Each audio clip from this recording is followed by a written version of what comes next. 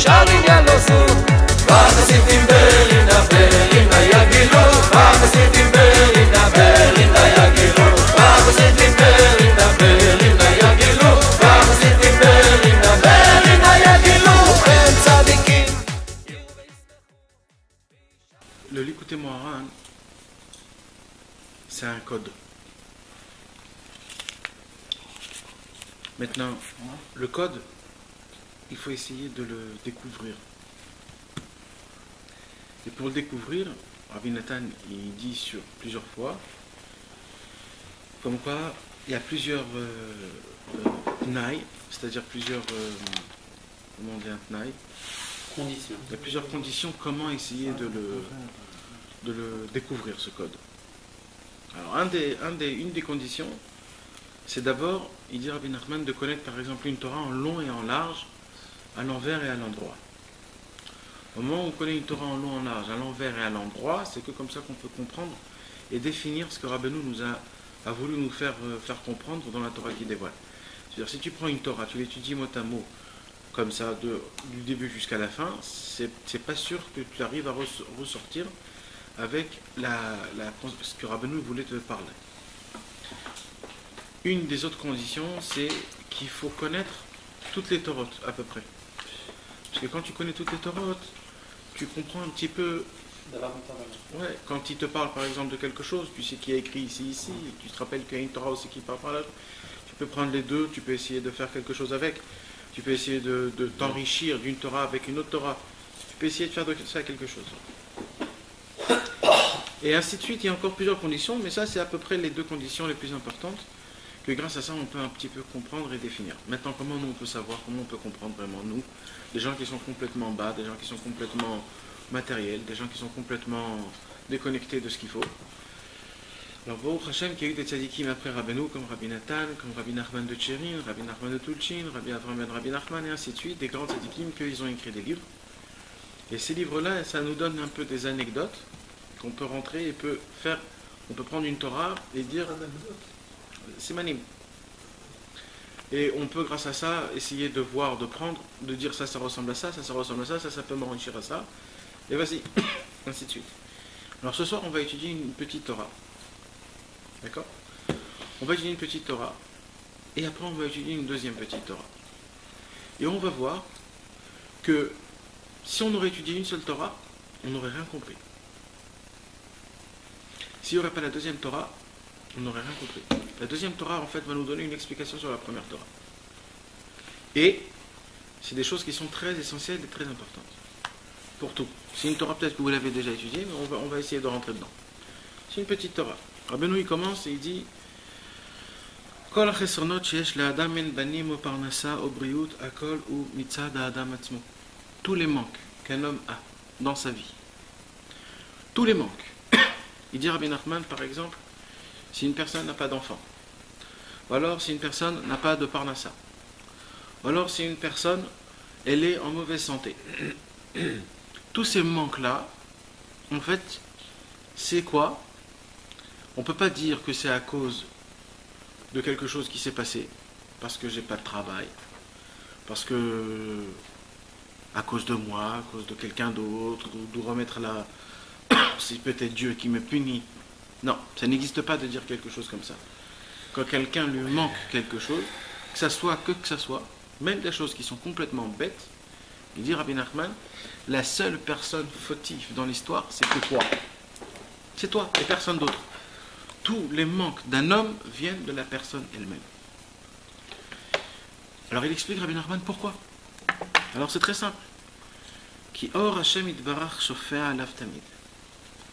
Il dit Rabbi Nachman que en haut dans le ciel, la lumière de Dieu descend vers l'homme tout le temps. Kadosh Baruch Hu, il a un robinet qui est toujours ouvert. Il n'y a pas de fermeture. C'est un robinet, c'est un tinor, que toujours il descend de la lumière. Elle rappelle une rivière, c'est une rivière, elle coule toujours. Ouais, mais on dit ça c'est un tinor, on dit que c'est un tuyau. C'est surtout des tuyaux, dans le ciel ça marche des tuyaux. C'est des tuyauteries qu'il y a. Et en fait c'est un tuyau des tuyauteries. Donc en fait c'est des tuyaux qui sont énormes, Et ces tuyaux-là, Kadosh Baruch Hu, toujours, il fait descendre de l'abondance de lumière, de l'abondance de Parnassa, de l'abondance de bonne santé, de bien vivre, de tout ce qu'un homme il a besoin. Un homme, il reçoit tout le temps. Et ça n'existe pas qu'il y ait un moment où la lumière de Dieu ne descend pas. Tout le temps, elle descend. Tout le temps. Alors, qu'est-ce qui se passe? Si c'est ça, normalement, il ne doit avoir aucun manque. Normalement, je dois tout avoir. Comment ça se fait qu'il y a des gens qui a? Comment ça se fait qu'il y a des gens qui n'ont pas? Comment ça se passe? Alors, il continue, Rabbi Nachman. Il te dit comme ça. Ah, mais il y a un problème. Adam al-Edem Asavaraim, un homme, par ses mauvaises actions, au Setzalatmo, il se crée une ombre. Un homme, quand il fait des actions, certaines actions, il se crée une ombre. Ça veut dire quoi une ombre? Quand il y a une ombre? Il y a une ombre quand il y a quelque chose qui casse la lumière. Ok? Quand je marche dehors et qu'il y a le soleil dehors qui tape et que je suis derrière une maison ou derrière une montagne et la lumière du soleil ne me tape pas sur moi, alors il se fait une ombre. Pourquoi? Parce qu'il y a quelque chose qui cache. Donc je me fais une ombre. Quand il y a une ombre, c'est que la lumière n'a pas de place pour passer contre moi et pour éclaircir la chose. Il y a un problème, il y a une barrière qui cache la chose. Ok? On a compris? C'est très simple.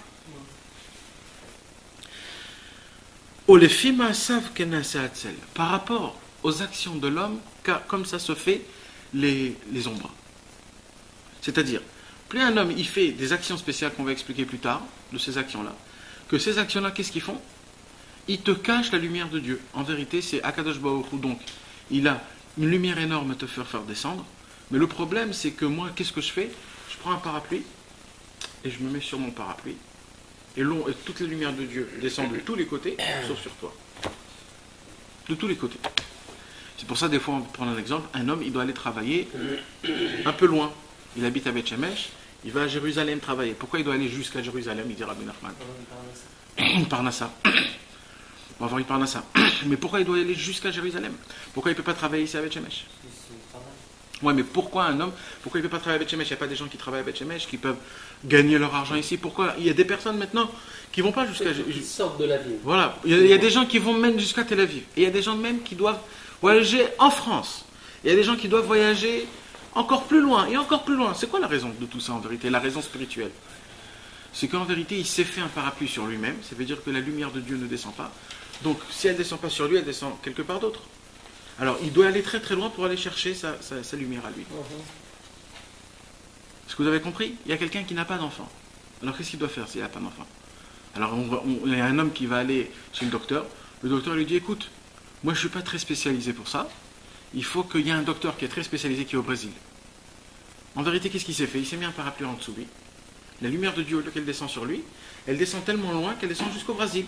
Donc il devra partir jusqu'au Brésil pour aller chercher un enfant.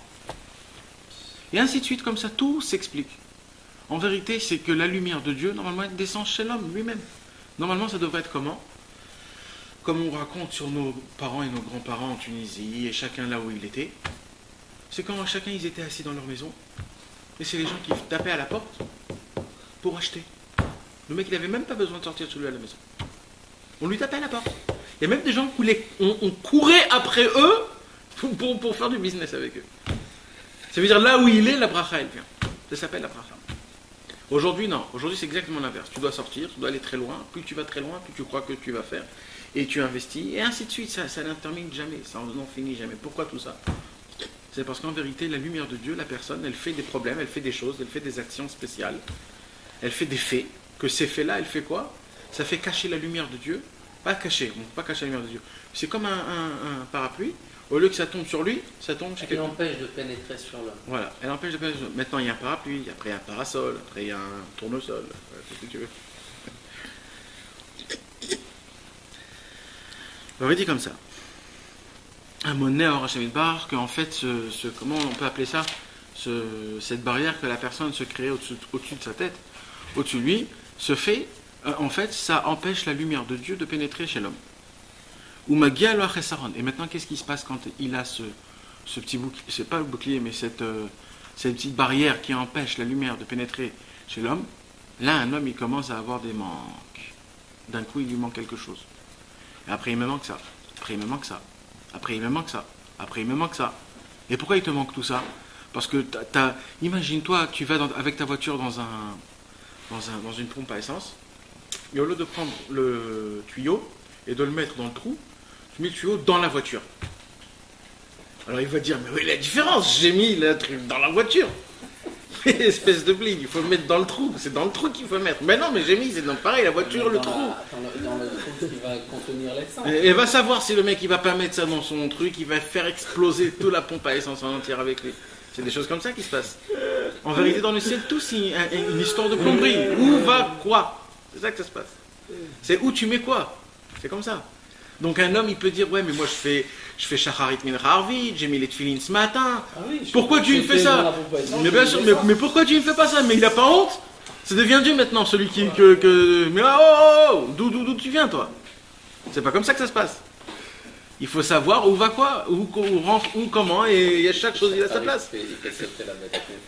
Ouais, et malheureusement à cause de ça, il y a des gens qui vont venir et qui vont te dire des choses qui sont complètement... Et c'est pas ça. Maintenant, on va leur expliquer que, ouais, bon, c'est bon. C'est bien que tu as fait Shacharit Mincha Arvit, c'est bien que tu as fait des tefilines, c'est bien que tu as fait toutes ces choses-là. Mais l'histoire, c'est comment tu fais les choses. Pourquoi tu as fait les choses. Non, comment tu les amènes, les choses-là, avec quel argument. Comment tu les amènes, et comment ils arrivent, tout. C'est une question de... Tu vas diriger ces choses-là. Exact.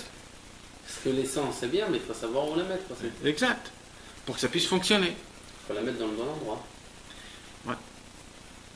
Mais ça veut dire après que l'essence est sortie du tuyau, tu le payes. Même que c'est rentré dans la... Là où tu l'as mis là où tu veux, tu payes. Ça veut dire à Kadosh Baruch Hu, il dit écoute, t'as ouvert un tuyau spécial. Là il faut que tu payes, je m'en fous là où tu l'as mis, si tu l'as jeté partout, c'est pas de ma faute. Tu l'as fait sortir, il faut que tu payes. Moi, non, c'est même pas qu'il faut que tu payes, j'ai payé pour toi, ça y est. Ouais, maintenant tu me dois. Vas-y. On rajoute les mots. Vas-y. Voilà. Et le pire de tout, c'est qu'à la fin du compte, chez qui on va revenir et chez qui on va aller, c'est chez Dieu. Et Dieu dit, mais attends, avec qui j'ai... Il m'y sec. Mais qui tu crois que quoi? Comment ça se passe? Comment...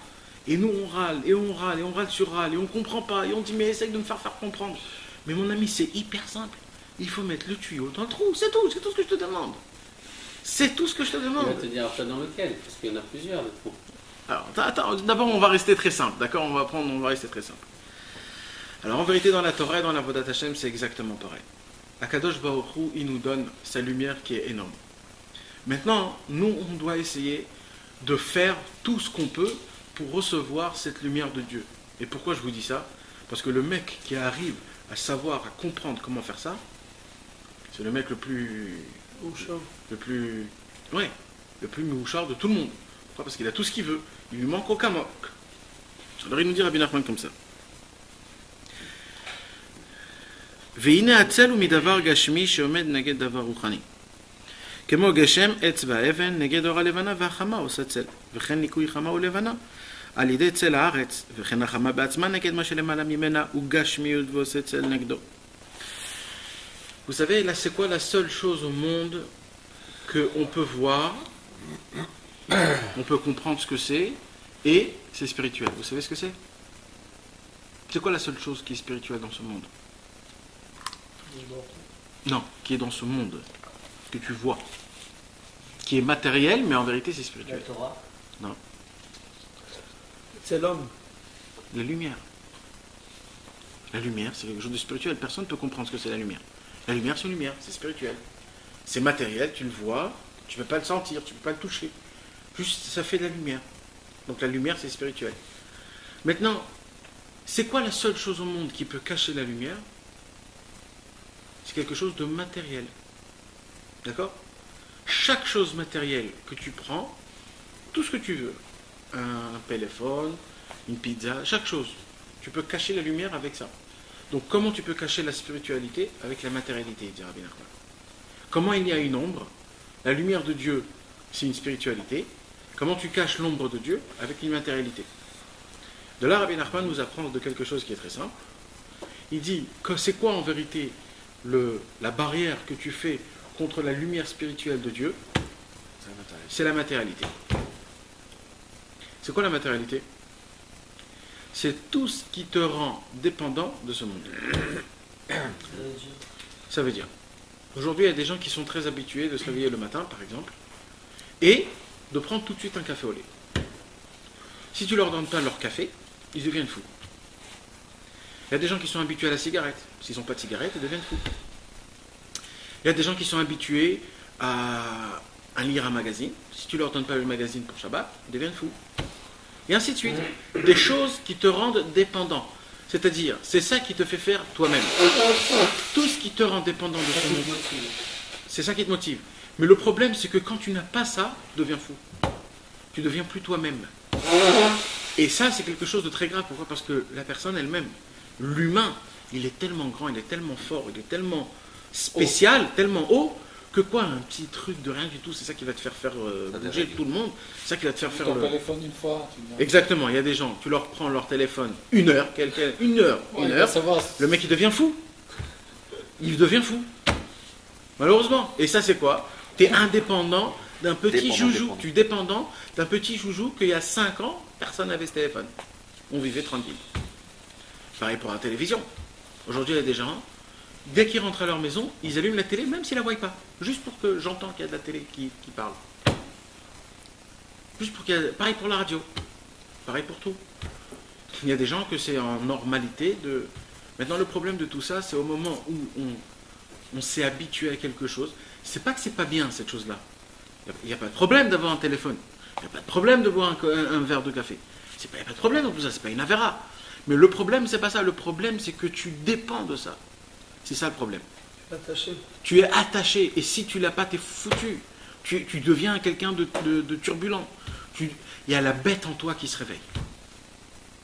Et ça, c'est très grave. C'est ça qui crée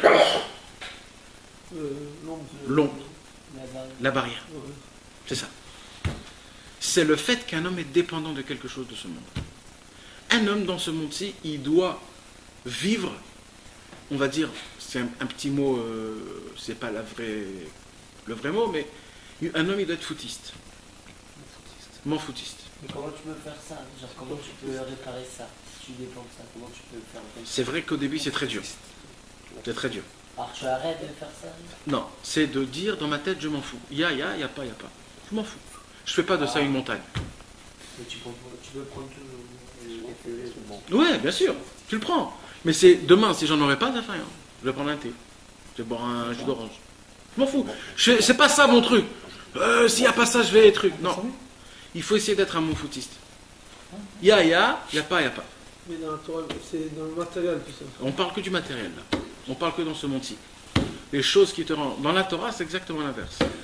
Dans la Torah, on doit dépendre de la Torah. On doit ne pas vivre sans la Torah. Comme un homme, par exemple, si il n'y a pas son Shabbat, il devient fou. Il a besoin du Shabbat. J'ai besoin de mon Shabbat. Je veux me reposer, je veux manger mon poisson, ma viande, je dépends de ça. Un homme, il doit dépendre d'un cours de Torah. Un homme, il doit dépendre d'Eretz Israël. Un homme, il doit dépendre de sa prière le matin, de mettre les tefilines. Quand tu te réveilles le matin, tu te dis, purée, si tu n'as pas mis tes tefilines, tu te sens mal toute la journée. Quand un homme, il est dépendant de la Torah, il fait partie de la Torah. Et un homme comme ça, il faut se lever. Parce que c'est comme si c'est la Torah qui passe. Un homme comme ça, c'est un homme important. Ça s'appelle un tzaddik. Un tzaddik, c'est quelqu'un qui est inclus dans la Torah. C'est lui la Torah. Quand il parle, c'est la Torah qui parle. C'est pas lui qui parle. C'est ça la grandeur. Mais quand un homme, pourquoi ? Parce que lui, la lumière de Dieu, elle descend exactement tout de suite chez lui. C'est pour ça que les tzaddikim, les vrais tzaddikim, ils n'ont pas besoin d'aller à droite à gauche pour chercher ce qu'ils ont besoin. Eux, tout ce qu'ils veulent, on frappe à la porte et on leur donne. L'argent, le manger, tout ce qu'ils désirent. On peut voir. Tous les grands tzaddikim, c'est comme ça que ça se passait. Et tout ça, c'est pourquoi ? C'est parce que la lumière de Dieu pénétrait tout de suite. Et ils n'avaient pas de manque. Et si vous me posez la question qu'on voyait qu'il y a des manques, parce que c'est eux-mêmes qui se les amenaient, ces manques-là. Pour des raisons que nous, on ne connaît pas. Mais eux, ce qu'ils avaient besoin en vérité, ils avaient tout ce qu'ils voulaient. Un homme, il doit apprendre dans sa vie en entière, tout le temps, d'essayer de ne jamais être indépendant, de ne pas être dépendant de ce monde. Il faut être complètement indépendant. Plus un homme est dépendant de ce monde, plus la lumière de Dieu ne descend pas vers lui. Pourquoi? Parce qu'il nous dit Rabbi Nachman, comment on cache la spiritualité? Avec la matérialité. Donc quand un homme est attaché à la matérialité, automatiquement la spiritualité ne peut pas venir. Il y a une ombre. Et à cause de ça, la lumière doit descendre quelque part d'autre. Elle descend à Jérusalem, elle descend à Tel Aviv, elle descend en France, à Paris, à Marseille. Pourquoi? Parce que c'est jusqu'à là-bas qu'il faut qu'il aille pour amener sa parnassa, ou des enfants, ou sa santé, ou tout. Si c'est pas. Et si c'est? Pas. C'est-à-dire? Je sais pas. S'il a eu jamais sa bracha. Normalement, il y a toujours une raison pour ça. Mais ce qu'il faut qu'on sache d'abord, c'est au début, Akadosh Baruch Hu, il nous fait faire, il nous laisse un petit peu goûter à tout. Il nous donne. Même si des fois, l'homme agiali, comment on dit l'homme agiali? Ça me revient pas. Ça me revient pas? Béhémet, ça me revient pas, j'ai fait. Akadosh Baruch Hu, il essaye de percer ta. Qu'est-ce qu'on dit quand un homme il veut faire tchouva? Un homme qui veut faire tchouva. Non. Un homme qui veut faire tchouva, c'est quoi son problème? Son problème, c'est que l'homme, il s'est écarté de Dieu. Il s'est écarté de Dieu. Alors d'un coup, après qu'il est écarté à 1 milliard de kilomètres, il est à Zimbabwe dans l'Afrique, il dit Hachem, je veux revenir vers toi. Il y a 40 000 kilomètres qui le séparent. Il dit Hachem, je veux revenir vers toi. Il lui dit Hachem, mais je sais, moi, mais t'es trop loin. Qu'est-ce que tu veux que je te dise? Comment ça marchait? Bah ouais, vas-y. Peut-être que ça arrivera dans 100 ans. Ouais, dans 1000 ans. Hein? Qu'est-ce qu'on fait? Alors, vous savez ce qu'il y a écrit dans la sorte? Expert, languis-toi, et puis après, il t'envoie un nuage et il t'amène. Ouais, ça c'est Un tapis volant. Ça c'est la beauté des choses, ça. Ça c'est Le caveau, il est là. non, mais ça c'est que s'il y a une seule condition. C'est que dans ce cas-là, il y a eu le deuxième de la royauté. Il y a eu le vice-roi qui est parti le chercher. Ça c'est une autre histoire. Le vice-roi, il est parti à Zimbabwe le chercher. C'est pas lui qui est parti à Zimbabwe. Ah oui, c'est le vice-roi qui est parti à Zimbabwe. Là, il est tout seul. Ah, s'il est tout seul. Là, je suis en Afrique tout seul. Il n'y a que des noirs autour de moi. Je dis Hachem, j'en peux plus. Mais non, mais généralement, quand tu commences à vouloir faire tchouva, au début, Hachem, il t'envoie une aide. Alors attends. Normalement. Parce que s'il est tout seul, il peut pas, ça c'est sûr. Alors voilà. Impossible. Alors normalement, comment ça marche? Ouais. Alors, comment ça marche? J'espère. Hein. Tu vas mourir en plein milieu de soif. Quel en plein milieu? Demain, il va mourir. Ça va être terminé. Il va rien que savoir de ce qu'il a dans la tête à faire. Mais il est écrit comme ça, on dit comme ça. Shetartor chatira, mitachat kise akavod, vetarziren et bichouva. Il y a une prière qu'on dit dans la prière, dans Hashivenu Hashem, quand on fait la bracha de Hashivenu. Alors il y a un Yiratsan qu'on dit, Yiratsan milfanecha, Shetartor chatira, mitachat kise akavod, vetarziren et bichouva. Qu'est-ce qu'on dit à Hashem? Hashem, on dit, écoute, papa, de Zimbabwe jusqu'à chez toi à Jérusalem, c'est 1 milliard de kilomètres. Donc moi j'ai besoin que tu me fasses quelque chose d'autre. C'est quoi cette petite chose? Tu me fais un raccourci. Fais-toi un trou dans ton trône et prends-moi par là-bas, directement. Au lieu de faire le long et le large.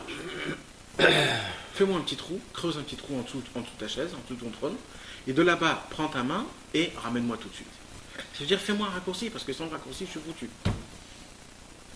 C'est ça qui fait Akadosh Baruch Hu avec nous. Il voit qu'on a une barrière qui est comme ça d'épaisse. Des fois, il y a des gens que c'est épais encore plus. Et voici. Alors, qu'est-ce qu'on dit à Akadosh Baruch Hu? On dit Hachem. Akadosh Baruch Hu, il fait un petit trou dans cette épaisseur-là. Et Akadosh Baruch Hu nous fait faire passer des fois des petites lumières comme ça. C'est tout ce qu'on a besoin. Et soi-disant, on n'a pas de manque. Des fois, c'est la santé. Des fois, c'est les enfants. D'un coup, on a une petite parnassa qui rentre. C'est quoi ces choses-là, en fait? C'est parce qu'Akadosh Baruch Hu, il a eu tellement de pitié et miséricorde, c'est vraiment cadeau gratuit. Hein. Akadosh Baruch Hu, il a eu une pitié et miséricorde, il a dit on va faire un petit trou à ce mec parce que je vois qu'il va galérer. Alors il lui fait un petit trou et vas-y, la lumière rentre. Mais c'est juste une toute petite lumière, c'est juste pour respirer, c'est comme quelqu'un il est en train de se noyer, il respire et après vas-y, il reboit et il boit et il boit et il boit après. C'est comme ça. Mais ça veut dire, c'est pas comme ça qu'il faut vivre. Un homme il doit vivre normal, gentiment, chez lui à la maison, avec sa chaise, ses tables, tout ce qu'il faut. Mais pour ça, il faut qu'il enlève complètement cette épaisseur. Il faut qu'il enlève ce bouclier à cause de ça, la lumière de Dieu ne l'attrape pas. Donc en vérité, à Kadosh Baruch Hu, chaque chose qu'il y a en vérité, à Kadosh Baruch Hu, lui, il est toujours juste et toujours bien et toujours gentil. Parce qu'à Kadosh Baruch Hu, vis-à-vis de lui, il a donné ce qu'il a donné.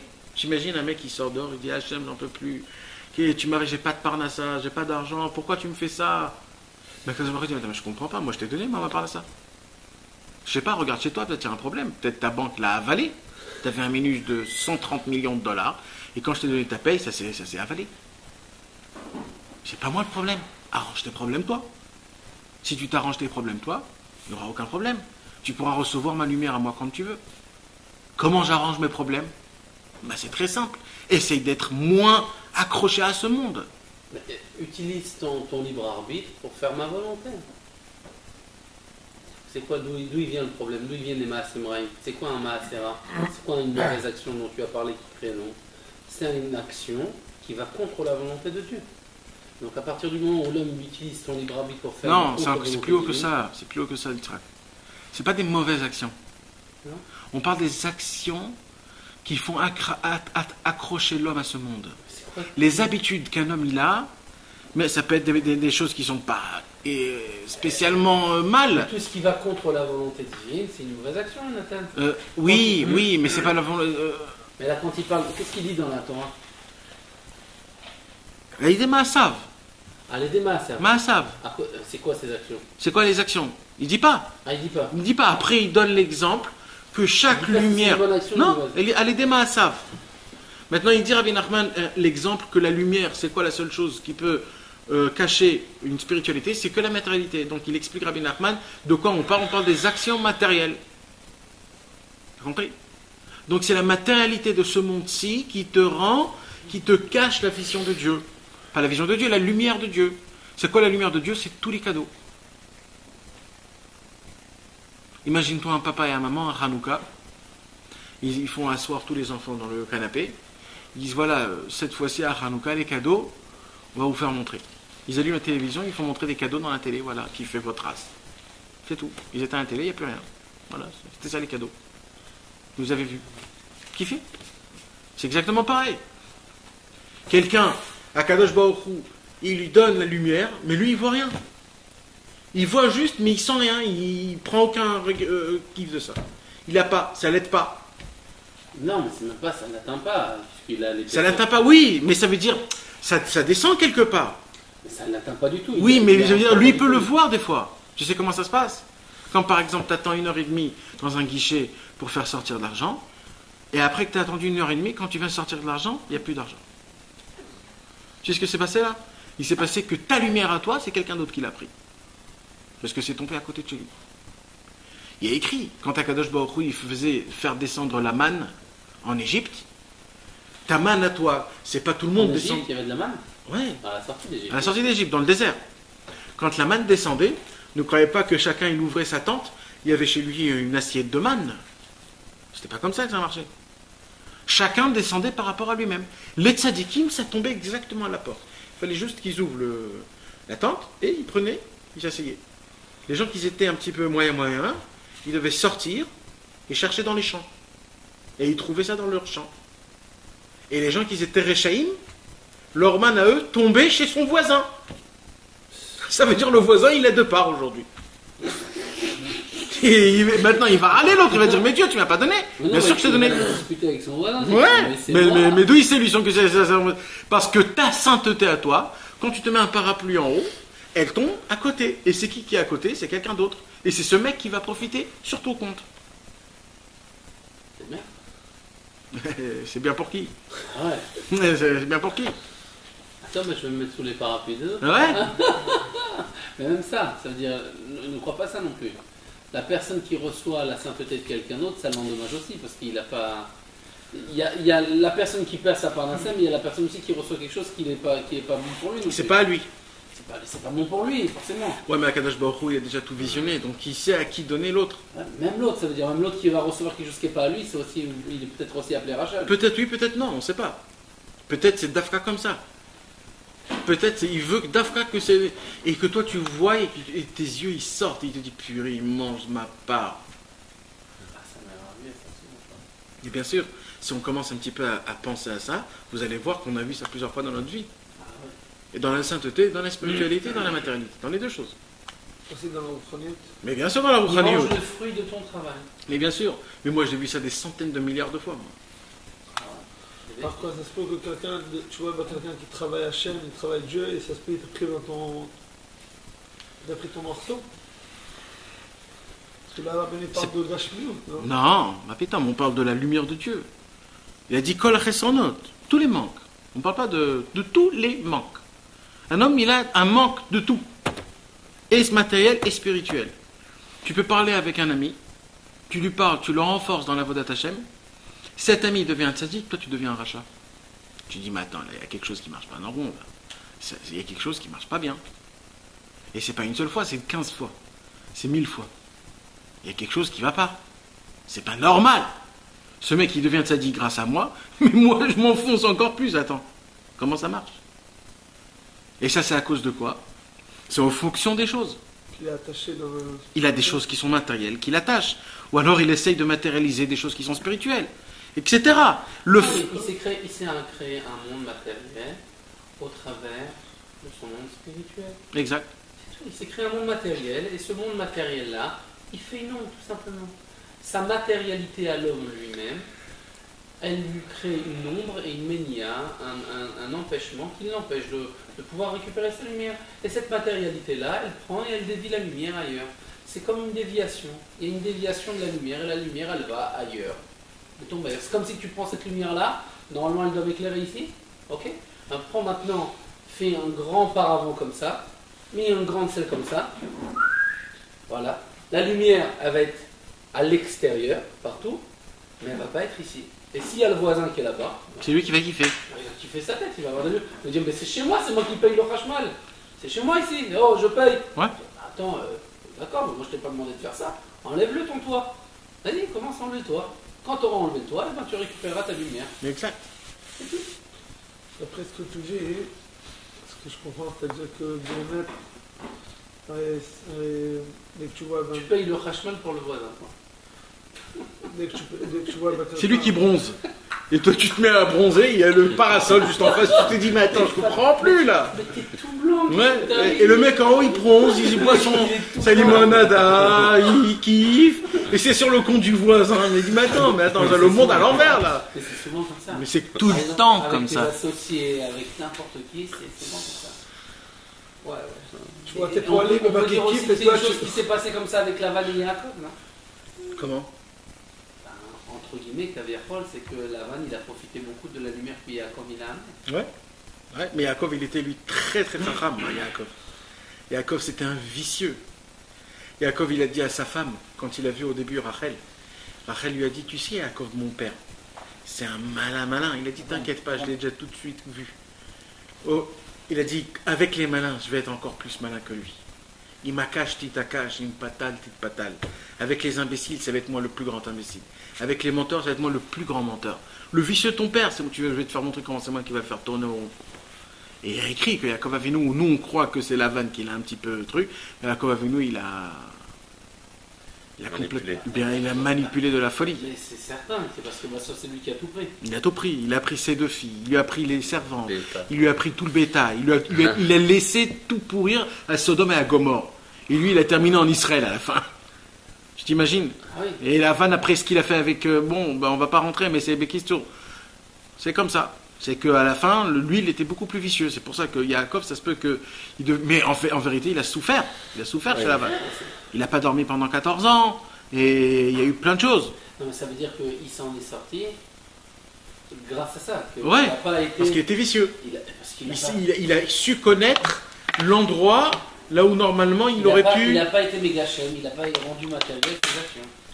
Exact. Il a été très spirituel. Exact. Et Parce qu'il aurait pu tomber avec Lavan dans la Et c'est quoi la preuve? C'est que dans le chemin qu'il est parti chez Lavan, il y a Eliphaz, le petit-fils de Esav, qui est venu et qui a dit, mon père m'a ordonné de te tuer. Et comme Eliphaz était l'élève de Yaakov, alors il a dit, qu'est-ce que je dois faire? De Yitzhak. Eliphaz c'était l'élève de Yitzhak. Ouais. Alors il a dit, qu'est-ce que je dois faire? Puisque d'un côté t'es mon rave et d'un côté je dois écouter. Tu es le fils de mon rave. Ouais, mais ça veut dire que c'est aussi son rave. Et d'un autre côté, j'ai mon père à entendre. Alors Yaakov, il lui a dit, c'est très simple. Un homme qui est pauvre, c'est compté comme un homme qui est mort. Tu vas prendre toute ma richesse, comme ça je serai mort. Et quand il est arrivé chez Lavan, il avait 0 matérialité. Et là, il a dit, maintenant Lavan, tu veux venir avec moi? Viens en combat. J'ai 0 matérialité. La lumière de Dieu tombe dans ma poche. toi tu es rempli de matérialité, toute ta matérialité à toi, Elle tombe chez moi. chez moi. Alors vas-y, fais tout ce que tu veux, ça vient chez moi. Enrichis-toi encore plus. Essaye de me voler, parce qu'à la fin tout va venir chez moi.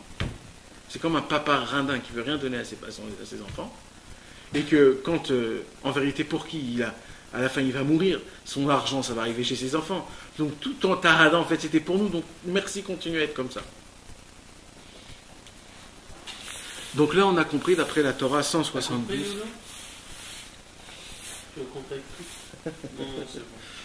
Alors d'après la Ça Torah... va devenir des kabbalistes, attention. Moi, alors, passe-moi un peu de Schweppes, s'il te plaît. Donc on a compris mes amis, la Torah 172. La Torah 172 nous apprend en fait que normalement on a tout ce qu'on a besoin. On a l'abondance. Ouais, c'est une petite Torah. La Torah 172.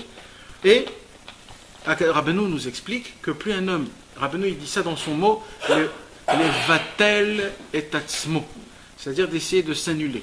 Comment on s'annule? On s'annule de notre matérialité, d'un être un foutiste. J'ai pas. Ça fait rien. S'il y a, c'est bien. S'il n'y a pas, c'est très bien aussi. Pour moi, c'est pas ça qui va me faire bouger.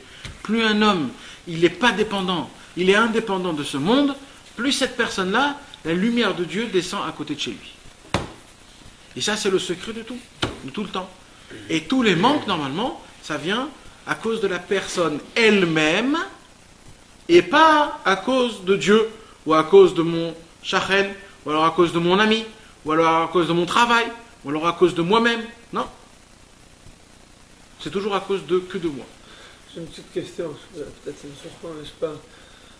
Si quelqu'un tu dis comme ça, alors il s'en fout maintenant s'il a pas, parce que il va. En fait, ce que Rabbeinu il a dit de quelqu'un, mais il a maintenant de l'argent ou pas de l'argent. Et toi tu dis pour que tout arrive chez toi, alors tu es indépendant. Si tu es indépendant, tu t'en fous déjà si tu auras de l'argent ou tu n'auras pas de l'argent.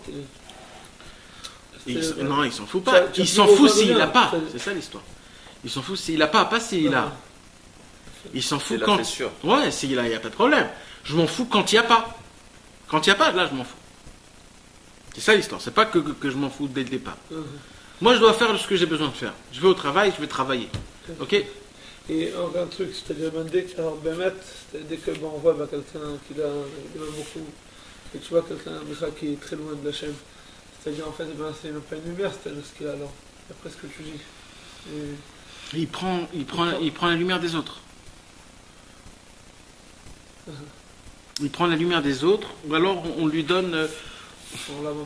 Il y a toujours la même question qui revient, c'est la question du siècle. Ouais, qu'on voit qu'il y a des Réchaïm, qu'ils sont très loin de Dieu et qu'ils sont complètement dépendants de ce monde et quand même ils ont tout ce qu'ils veulent. Ok, il y a toujours cette question qui revient. Moshe Rabbeinu a posé cette question à Dieu et même Dieu lui a pas répondu. C'est une question, il ne faut pas poser cette question. Nous on doit savoir comment comment Akadosh Baruch Hu a fait ses cercles. Akadosh Baruch Hu nous a dit c'est comme ça que ça marche. Maintenant si vous voyez autrement, c'est parce que c'est mes raisons à moi, j'ai mes raisons à moi. Ouais.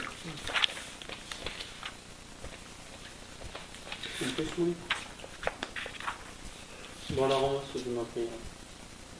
Il y a encore une tour. Et c'est à côté de moi, là. Ça fait 2 heures que ça passe chez toi. Je m'éloigne de tout le monde. La lumière, ça va descendre ici. Super. Moi.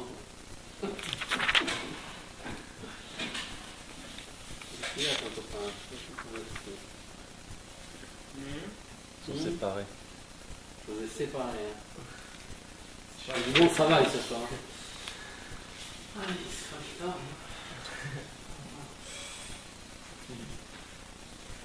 Pas nous. C'est pas deux qui se suivent en plus. Ah, tu connais le numéro? 240. 172 et 240. Maintenant, il y a une Torah, une autre Torah, la Torah 240. Plusieurs pages après. Elle vient et elle nous fait mettre un peu de piment, un peu de sel, un peu de poivre, un peu de moutarde, un peu de mayonnaise. Et elle nous fait ressortir un autre manger complètement. Et là, Rabbeinu, il dit exactement les mêmes mots, mais en changeant le mot essentiel. Kol ha'ashpaot vechol advarim, toutes les abondances et tout ce qu'il y a dans le monde, d'où ça vient? Rak me'atzadik ha'emet. Juste que du tzadik. Rak. De vérité. Que le tzadik authentique. Au début, on a vu que tous les manques, ils viennent à cause de l'homme, parce que toutes les lumières viennent, toutes les abondances viennent que de Dieu. Là, Rabbi Nachman, il se contredit, Kaviachol, et il dit que toutes les abondances, en vérité, ils viennent grâce que par le tzaddik authentique. Et là, Rabbi Nachman, il veut nous expliquer qu'est-ce qui se passe quand un homme, il est ou attaché au tzaddik, ou éloigné du tzaddik. Puisque, on va dire un exemple, d'accord? Le tzaddik, on va dire, c'est lui seul qui a de l'argent. Et quand un homme il a besoin de l'argent, il a besoin de frapper à la porte du tzaddik et lui demander de l'argent. C'est un exemple. Donc, un homme qui n'est pas attaché à ce tzaddik, il ne peut pas frapper à cette porte parce qu'il ne connaît pas qu'il y a un tzaddik comme ça, il ne sait pas que c'est celui l'argent. Donc, un homme qui est éloigné du tzaddik, il n'a pas d'abondance puisque toutes les abondances viennent du tzaddik. Donc, quelqu'un qui n'est pas attaché à ce tzaddik, il n'a pas ses abondances. D'accord? Alors, c'est comme ça qu'on a compris pour l'instant. Je ne sais pas, on va voir ce qui se passe. Alors, il nous explique Rabbi Nachman, Kol hashpot vechol advarim, toutes les abondances et toutes les choses qu'il y a dans le monde Mbaim, ils viennent que d'une seule personne, Rak me'atzadik haemet, juste du tzaddik authentique. Ve'alken, et c'est pour cela. Keshem ekorav la tzaddik haemet, quand un homme est attaché au tzaddik authentique, yuchal lekabel bekal et ma shetzarich lo. C'est pour cela qu'un homme qui est attaché au tzaddik, ça sera très facile pour lui de recevoir tout ce qu'il a besoin. Facilement. Pourquoi? Parce qu'il est attaché au tzaddik. Il est juste à côté. Il connaît c'est quoi la ktovet, l'endroit, l'adresse. Où est l'adresse pour avoir, s'il me manque du lait, qu'est-ce que je fais? Je vais aller à ma collette. D'accord? Si j'ai mal aux dents, où je vais? Dentiste. Si j'ai mal aux yeux, ophtalmo. Et pourquoi? Parce que chaque chose, il y a son adresse. D'accord? Mais imaginez-vous, il y a quelqu'un qui a un problème, il ne sait pas c'est quoi l'adresse. Alors son problème, c'est un vrai problème. C'est où que ça devient plus un problème? Quand il sait où est l'adresse. Quand il découvre où est l'adresse. Maintenant, ce qu'il nous dit Rabbi Nachman de Breslev, il nous dit qu'en vérité, l'adresse essentielle de tout, c'est le tzaddik authentique. Pourquoi? Parce qu'en vérité, dans toutes les racines, la base de tout, c'est lui qui a tout dans sa main. C'est-à-dire quoi Dans le ciel en haut, le tzaddik. On parle d'un très très grand tzaddik. Un tzaddik. Faut être un tzaddik. Non. Il faut être un tzaddik, c'est sûr, mais on ne parle pas de ça là. Là, on parle d'être attaché à un tzaddik. De prendre un tzaddik et de dire moi, c'est mon tzaddik à moi. Quand j'ai un problème, je vais lui en parler. Il n'est pas obligé d'être vivant. Il peut être aussi mort. Les tzaddikim pour vivant ou mort, c'est pareil. C'est nous qu'on a. Mais c'est de se prendre un tzaddik et de dire lui, moi je l'écoute. Il me parle à moi. C'est mon truc à moi. Alors lui, ce tzaddik-là, il dit lui, il se appartient à moi, je m'occupe de lui. Maintenant, qu'est-ce qui se passe dans le ciel en vérité?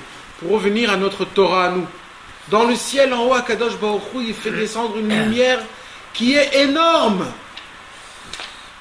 Elle est énorme cette lumière. Qu'est-ce qui se passe à un homme, mes amis, qu'il a dormi pendant 3 jours dans son lit? Il était dans le noir total. Et le matin, sa maman vient, à 10h du matin, en plein milieu que le soleil tape un truc, et elle lui ouvre ses rideaux. Et qu'est-ce qui lui arrive à cet homme? Il peut perdre sa vue. Un homme qui était dans le noir tellement longtemps, quand on lui allume la lumière et toute la lumière du soleil, il peut devenir fou. Il dit Rabbi Nachman de Breslev, pour revenir à la Torah d'avant, c'est vrai que toutes les lumières, toutes les abondances viennent du tzaddik. C'est vrai. Mais le problème, Kaviachol, c'est pas un problème. Akadosh Baruch Hu, lui, quand il nous donne de la lumière, c'est une lumière qui est énorme. Elle est immense. Et quand je vais en recevoir, ça va m'éclabousser. C'est comme si exactement, je te demandais un verre d'eau. Je te dis à Aaron, donne-moi un verre d'eau. Toi, qu'est-ce que tu fais? tonneau. Quel tonneau? Tu vas ouvrir le Sahara d'Égypte et des milliards de tonnes d'eau va descendre. Un jet d'eau explosif. Et tu lui dis, mais attends, je t'ai demandé un verre d'eau. Il dit, oui, mais je t'adore. Je veux te donner toute l'eau qui puisse exister. Mais c'est pas ça que je veux, moi. Vous savez, c'est comme l'histoire avec le Maharal de Prague. Vous connaissez l'histoire avec le Maharal de Prague? Le Maharal de Prague, il a fait le golem. Vous savez ce que c'est le golem? Vous avez entendu parler du golem?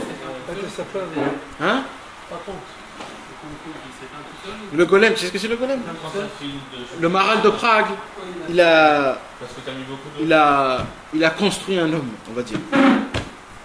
Pourquoi? Parce qu'à l'étang d'avant, il y avait un décret qui s'appelait...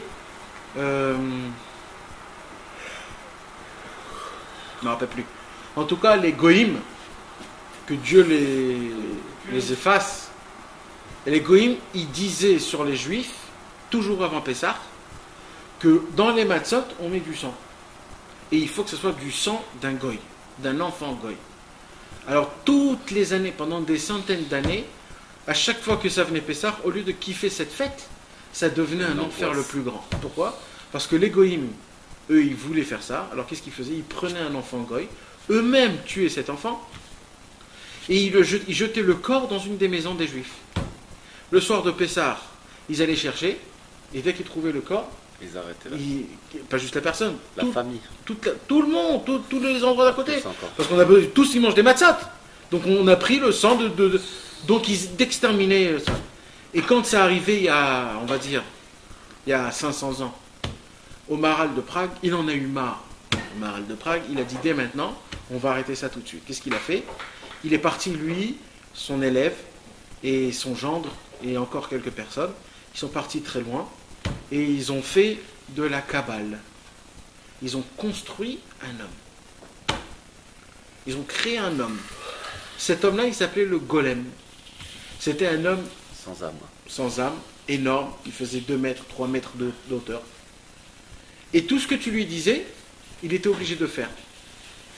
Alors qu'est-ce qu'il faisait le Maharal de Prague? Quand il y avait tout de suite quelque chose, le Maharal de Prague, il l'appelait le golem. Il dit maintenant, tu vas sortir dehors et tu vas revenir avec le corps du goy qu'ils ont égorgé. Et tu ne reviens pas sans ce goy. Et il partait. Il cherchait partout, jusqu'à qu'il trouvait. Et dès qu'il trouvait, il amenait. Et comme ça se terminait, il n'y avait plus de problème. Et pourquoi je vous raconte ça? Il le ramenait chez le truc, ils arrangeaient l'histoire, quoi. Il y a plusieurs fois qu'ils ont fait ça, où ils ont mis le corps. Ils ont mis le corps chez le curé. Ah, tu nous l'as mis chez moi? On va le mettre chez toi. Et comme ça, petit à petit, ça s'est calmé. Mais le Maharal de Prague, il a dit à sa femme, de ta vie en entière, ne lui demande pas d'aide. De lui. Ne demande pas d'aide. Ne t'aide pas de lui, du golem.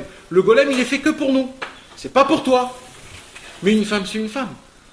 RF Pessar, le balagan, les trucs et tout ça. Le ménage. Alors, elle appelle le golem. Elle dit, excuse-moi, va me chercher l'eau de la... Dans le canal. Dans le canal, il y a le canal. J'ai juste besoin de l'eau pour... la rivière. Pour la rivière, de la rivière pour apporter. Qu'est-ce qu'il a fait le golem?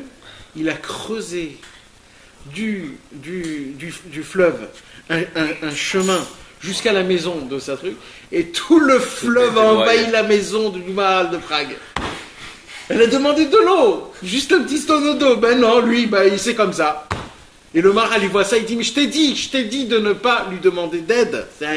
C'est pas un homme, c'est quelque chose, c'est un golem. Il comprend pas, tu lui demandes, il fait, c'est tout, c'est très simple. Et vous savez, mes amis, que jusqu'aujourd'hui, le golem, il est là. Si vous allez à Prague, il y a une choule qui s'appelle Altnoi Choule. Et si on y va là-bas, le Maharal de Prague, jusqu'aujourd'hui, il est dans le grenier de la choule, il a mis le golem là-bas. Et il lui a dit, assis-toi, ne bouge plus. Et il s'est assis, et il n'a plus bougé. Jusqu'aujourd'hui. Et jusqu'aujourd'hui, les goïms, ils ont très peur d'ouvrir cette porte. Et c'est une loi que personne n'a le droit d'ouvrir cette porte. Parce que même les goïms, ils ont peur de ça. Parce que c'est connu, ils se rappellent tous du golem. Et tu as le droit de l'ouvrir? On n'a pas le droit. On n'a pas le droit d'ouvrir. Ouais, et il n'y a pas longtemps, il y a eu il y a eu une pluie qui était énorme, qui a fait des... Comment ça s'appelle? Inondation. Inondations. Et ben ils ont inondé toute la Beta Knesset du Maharal de Prague, mais c'est monté jusqu'à la porte du Golem. Et après c'est redescendu. Ça veut dire quoi, c'est monté? Parce que c'est en haut, c'est dommage, il n'y a pas d'internet, je t'aurais fait montrer comment c'est. Non. Ils peuvent se servir. Oh, je sais pas. Le Maral a fait une takana qu'on n'a pas le droit d'ouvrir. Ouais, il a mis là-bas, il a dit c'est terminé, on ne peut plus bouger maintenant, c'est terminé. On l'a fait parce qu'il y avait ce problème-là que les goïms, ils disaient... Il appelle le golem, les goïms. Ouais. Moi j'ai des amis qui sont partis là-bas, ils m'ont fait faire des photos. Tu vois dans une très grande place, une place, tu sais... Ils ont fait une représentation. Il y a une statue. statue avec... on voit une grande forme d'un homme noir, grand comme ça. Il y a écrit Golem. Donc ça veut dire... Ils en reconnaissent. Bien sûr, ils reconnaissent. Et il paraît qu'à Prague, c'est une des villes qui est... Merci. C'est une des villes qu'il y a moins d'antisémitisme là-bas. Ah bah ça les a calmés. Ouais, ça les a calmés complètement. Ben maître, il y a le moins d'antisémitisme. J'ai vu dans le livre, mais c'est pas la photo c'est le marin de Prague, cette statue. Mais il y a écrit Golem. Non, t'es sûr de Le ça? marin de Prague, on voit une statue du marin de Prague. Ils ont fait une statue de lui. Énorme. Par l'honneur qu'ils Bien sûr, avaient, bien sûr. qu'ils avaient de lui. Bien sûr. Ah, pas le golem. Non, non, pas le golem. C'est Le où, marin, c'est où, là, ça, le c'est- marin. À Prague. Si on y va, toi et moi, Nathan, on peut pas rentrer là-bas? Non, c'est ce qu'il a dit. Qu'on n'a pas Viens, on le y droit. va là. Moi, c'est mon rêve d'aller là-bas, je te dis la vérité. Non, mais on n'a pas le droit d'entrer.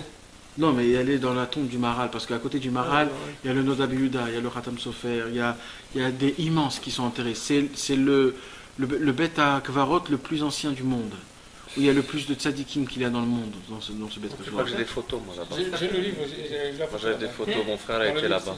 Dans la livre d'enfant, j'ai la photo de Des tonnes de photos. Faudrait que je regarde ça, du coup. Maintenant, tu m'intéresses, parce que j'ai plein de photos de ça. Bien sûr. Mon frère a fait toute l'Europe de l'Est. C'est comment? C'est où? C'est en Autriche? Pas en Autriche, c'est où? Prague, c'est en... Non, pas en Autriche. Non, pas en Russie. C'est... Prague, c'est... Pas dans l'Hongrois. Ah ouais, c'est Hongrie. C'est l'Hongrois? L'Hongrie. C'est dans l'Hongrie. Non, je crois pas que c'est l'Hongrie. Parce qu'il y avait la Shoah. Ouais. La Shoah, il y a eu dans toute l'Europe. Dans toute Ah, l'Europe. c'est pas Dans toute l'Europe, il y a eu. Mais c'est dans une des... Prague, c'est... Je me rappelle pas. Bon, c'est pas ça Et l'histoire. Lolo, vas-y. Prague. Cherche dans le truc. Et tu peux voir, sur... Il a...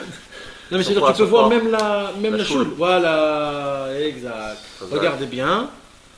Juste en haut, il y a une petite échelle. Il y a une petite La échelle. statue là, ils doivent C'est quoi la grille maintenant?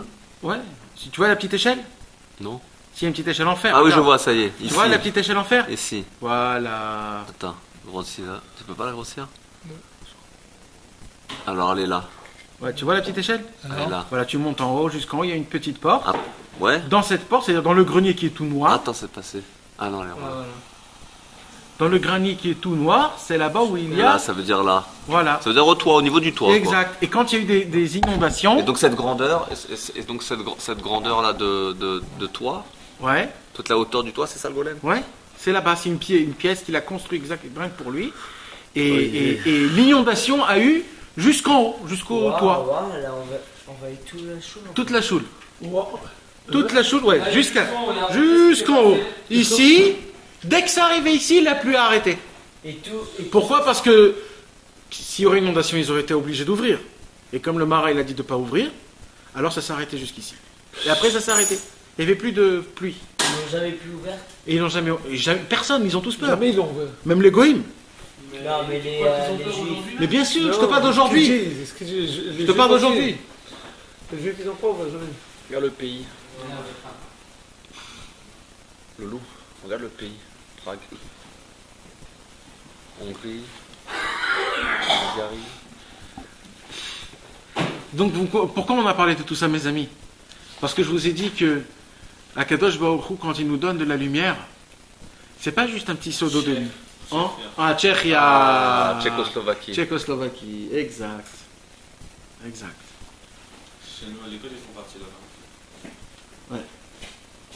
Il y a une cuillère pour mettre du sucre et une cuillère pour tourner. Comme ça, vous ne vendez pas le sucre à la vie.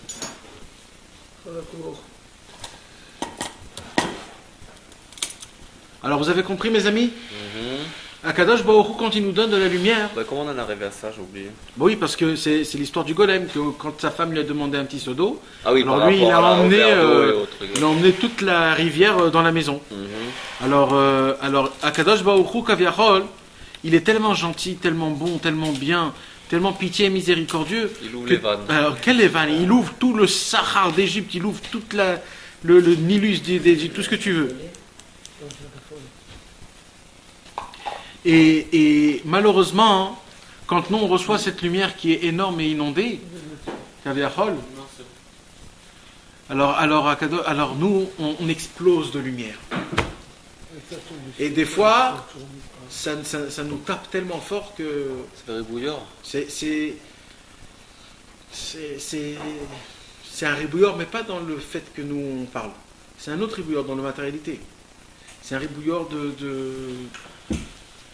que c'est comme une lumière. Quand je te fais un grand flash sur ta lumière, quand tu regardes le soleil, après tu n'arrives plus à voir normalement. Nahon? Ah, exactement. Donc, Ça va être plus simple pour vous. ça y est, on l'a déjà fait. Vous l'avez tous fait? Non, mais même plus dessus dedans, sinon ça va être pas. Non, mais là, tu sais pas quand Et on où est la dessus. cuillère C'est pas grave ça. pour Je me tourner? sers jamais avec la cuillère, moi. Voilà, prenons notre cuillère pour tourner. Yitzhak, t'étais avec nous, tu nous as entendu, j'ai déjà Moi vu. j'ai entendu que c'est le tzaddik qui donne Il est resté dans le texte. les hashpaot. Tout à l'heure on disait d'où ça vient les problèmes des hashpaot, ça vient que on fait un tzed. Là, tous les manques, c'est le tzaddik qui les comble. Voilà. En fin de compte, on parle de la même chose, mais tiens, Yitzhak. Voilà. Merci. La grande lumière, C'est le facile à tzaddik, doser ça. En fait, le tzaddik, il obtient toute cette grande lumière. Alors, qu'est-ce qu'il fait le tzaddik? Le tzaddik, c'est une passoire, c'est une passerelle, Oui, c'est un testeur. c'est mieux que la passoire.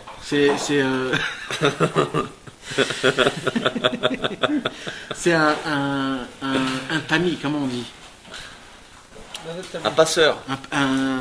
Pour tamiser le pain. Alors oui, voilà, t'avais raison, alors passoire. Un passoire. Passoire. Un passoire. Pas une passoire. Une passoire. Le tzaddik, Il tamise. il tamise. C'est-à-dire, qu'est-ce qu'il fait? Il prend cette énorme lumière et il dit, le tzaddik, moi je vais prendre cette énorme lumière chez moi, pour moi, et je vais vous donner tout ce que vous avez besoin si vous me le demandez, si vous êtes attaché à moi. Aïe aïe aïe, Shreno. Donc quand quelqu'un lui manque de la santé, des enfants, de la parnassa, tout ce que tu veux, une maison, C'est pas le tzaddik. plus tu te rapproches du tzaddik, Mais moi, t'auras besoin. plus le tzaddik il te donne. Mais moi, t'auras besoin aussi. Et moins tu auras besoin. Moi, t'auras besoin aussi, c'est ça le. Ouais, tu n'auras pas besoin. Pourquoi? Parce que ta lumière, tu la reçois. C'est comme si tu vas, t'as mal aux dents, et tu vas à la boulangerie. Tu dis bonjour, j'ai très mal aux dents là, regardez. Alors le mec il te dit, mais attends mec, et alors, qu'est-ce que tu veux de moi? Je dis, bah, Je veux plus vos croissants. j'ai très mal, je sais pas, essaye de faire quelque chose. Je veux plus des pains au chocolat. Eh ben mes amis, quand on fait ça, merci. C'est tout.